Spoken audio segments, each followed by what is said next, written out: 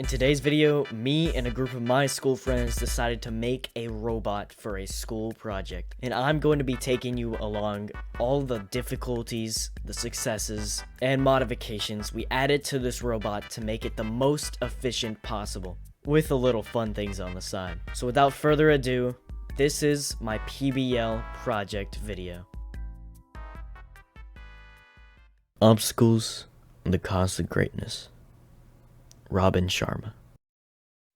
As we were creating the robot, we came into a few problems. As we were building the robot, these little blue pieces, sometimes we would put them in the wrong place, and then we'd get stuck there, and we would spend 2 or 5 minutes trying to pull them out.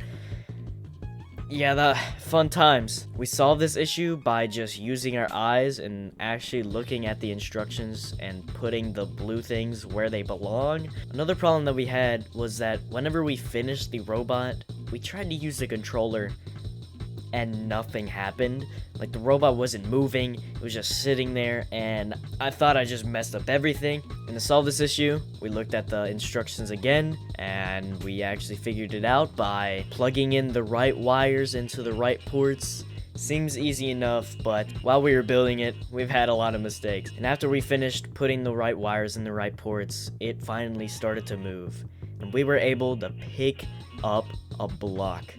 That's just crazy. And with that, we came to the final obstacle, which was that you always had to read over your code. Because if you got one single thing wrong in the code and you sent it to the robot and it would do the wrong little trick, then you would have to go through a long process just to delete it from the robot and get a new code back to the robot. Who designs this stuff? Why does it have to be so difficult?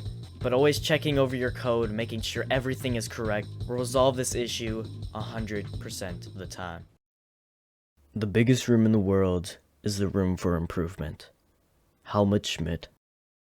Adding improvements to your robot can make it more personalized and better for your own use. That's why we added a cup holder. No, I'm just kidding. We added some modifications to our robot to make it where it fits our needs for the project. And without these modifications, it would have been the most baseline instruction robot that ever existed. So the first thing we added was that for some reason the robot had inverted controls. I don't know if that was a problem with the gyroscope, but basically, since we're used to using gaming controllers, it felt wrong to have inverted controls. So what we did was we re-inverted them on the robot's screen, and so it was perfectly fine for our use, and it could be easier to move around. Another thing we did was that I FaceTimed my friend and we attached his phone to our robot facing outwards with some rubber bands. That's why you can see some rubber band thing on the back. So we attached his phone to the actual robot